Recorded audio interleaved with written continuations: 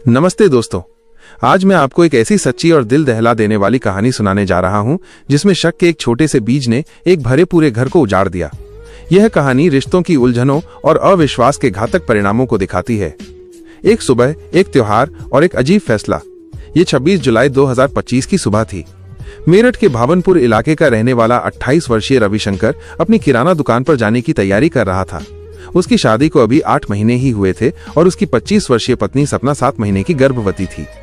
जाने से पहले रविशंकर ने प्यार से अपनी पत्नी से पूछा, आज तीज का त्योहार है, अगर तुम्हें कोई ऐतराज न हो तो आज तुम्हारे मायके चलें। तुम अपने परिवार से मिलकर आ जाओ। सपना का चेहरा पूरी तरह से भावशून्य था। उसने बिना कोई कारण बताए सिर्फ इतना कहा, मेरा मन नहीं है। रविशंकर ने ज्यादा जोर नहीं दिया और अपनी दुकान पर चला गया। दिन भर वो इसी उलझन में रहा कि आखिर सपना ने क्यों मना किया, जबकि तीज जैसे बड़े त्योहार पर हर नवविवाहिता अपने मायके जाने के लिए उत्साहित होती है। शाम को जब रविशंकर दुकान बंद करके घर लौटा तो घर पर सपना नहीं थी। उसने परेशान होकर अपने माता पिता और बहनों से पूछा, सपना कहाँ है? वो दिखाई नहीं दे रही। तभी उसे पता चला कि सपना के मायके से सिंधारा आया था। सिंधारा तीज के त्योहार पर नवविवाहित महिलाओं के लिए आने वाला उपहार है।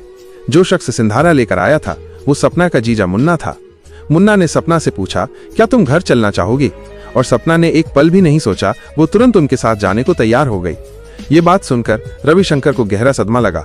सुबह मेरे साथ जाने से मना कर दिया और अब अपने जीजा के साथ चली गई। आखिर बात क्या है? यहीं से एक ऐसे खौफनाक कत्ल की शुरुआत हुई जिसका जिक्र बाद में हर अखबार और सोशल मीडिया पर हुआ। रविशंकर के मन में ये शक नया नहीं था।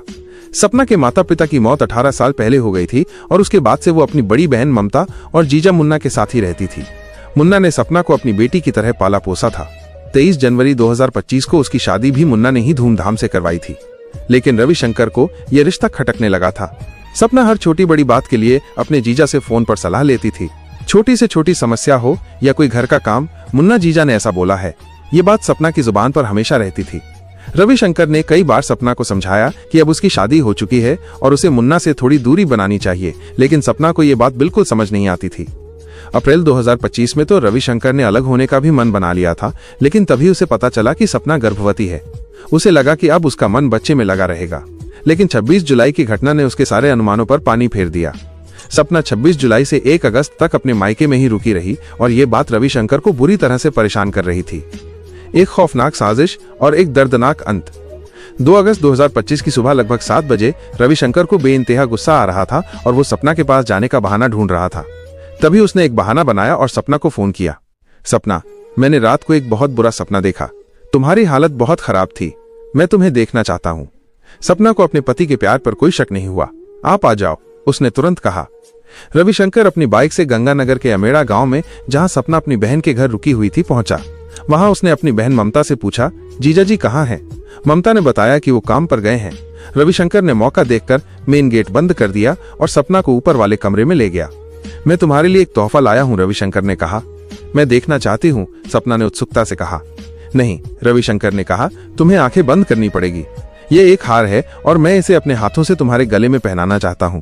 सपना की खुशी का ठिकाना नहीं था। उसने आंखें बंद कर ली और इंतजार करने लगी कि कब उसके गले में हार सजेगा, लेकिन ये कोई हार नहीं था। रविशंकर ने अपने पास से एक धारदार हथियार निकाला और सपना की गर्दन पर वार किया। सपना की चीख निकल गई, जिसे सुनकर ममता ने ऊपर आने की कोशिश की, लेकिन गेट बंद था। रविशंकर ने सपना का मुंह दबा दिया और उस पर 20 से ज्यादा वार किए। उसने अपनी पत्नी को तब तक मारा जब तक उसकी आखिरी सांसें थम नहीं गईं। कानून और समाज के कटघरे में हत्या को अंजाम देने के बाद रविशंकर ने खुद 112 नंबर पर पुलिस को फोन किया। साहब, मैंने अपनी पत्नी को मार दिया है, उसने कहा। यहाँ लाश पड़ी हुई है, आप आइए और आकर ले जाइए। पुलिस ने मौके पर पहुंचकर रविशंकर को गिरफ्तार कर लिया। पूछताछ में उसने अपने शक और गुस्से को वजह बताया। वहीं सपना के भाई सोनू ने पुलिस में दहेज के लिए हत्या की एफआईआर दर्ज कराई, जिसमें रविशंकर के सास, ससुर और 2 ननद के नाम भी शामिल थे। इस पूरे मामले में मीडिया ने मुन्ना से भी बात की। मुन्ना ने रविशंकर के आरोपों को बेबुनियाद बताया। उन्होंने कहा, मैंने तो उसे अपनी बेटी की तरह पाला था। रविशंकर ने हमारे पवित्र रिश्ते को गलत समझा। मुन्ना को बहुत दुख था कि रविशंकर ने इस रिश्ते को नहीं समझा। इस भयानक घटना